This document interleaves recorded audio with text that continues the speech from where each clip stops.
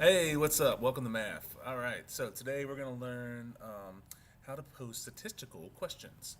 Okay, so let's read this. It says, today we will focus on how to pose questions for the data cycle that will result in statistical data that will vary. That means there can be a variety of numerical answers, not just one numerical answer. Not all questions about the data will provide statistical data, so it is important to first determine whether the question is posed is numerical or categorical. Okay, so to be a statistical question, the answers have to vary. That means it can't just be one answer, right? So I can't say like how tall are you, right? That's just going to be one answer. But I can say like how tall are the students in my class, because that answer is going to vary. I'm going to have some kids that are 5 feet tall, some that are 5.5 feet tall, some that are 6 feet tall, right? So to be a statistical question, it has to have numbers that vary. It cannot just be one single answer.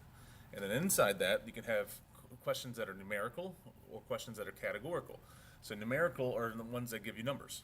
Numerical, right? Numerical means numbers. So that would be like things like what's the height of the students in my class? What's the average test scores across Lake Braddock? Anything gives you a numerical number, right? That would be a numerical. Categorical would be things like what's the students in my class favorite color? What's their favorite thing to eat for lunch? Right? So that's different categories, and that still it could be statistical, but it wouldn't be numerical. It would be categorical data. So we use statistical questioning as part of the data cycle.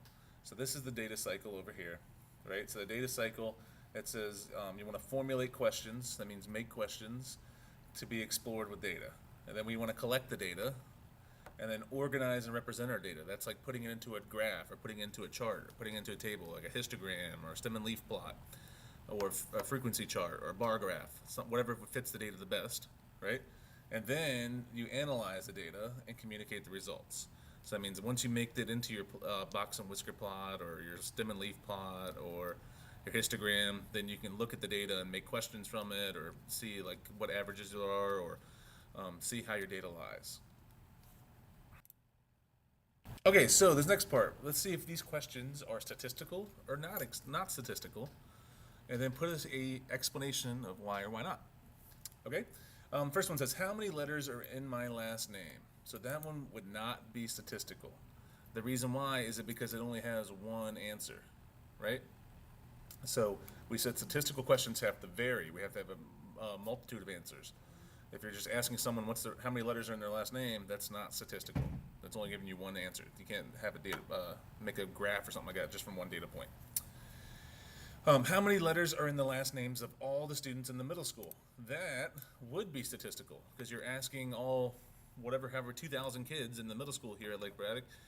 You're asking them how many letters in every single one of their names. So some people might have 3 letters, some might have 10, some might have 15, some might have 7, right?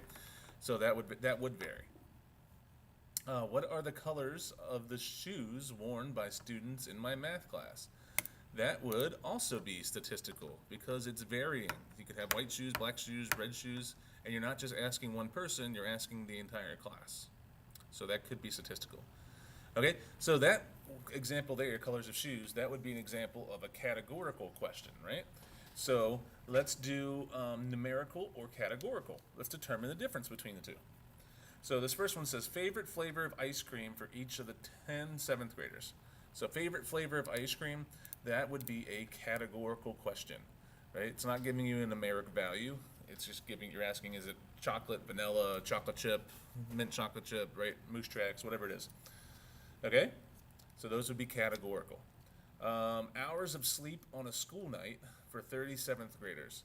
So hours of sleep is going to give us a numerical value, right?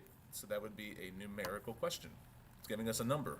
You're writing down how many hours you sleep. The number of pencils in each student's pencil pouch in this class.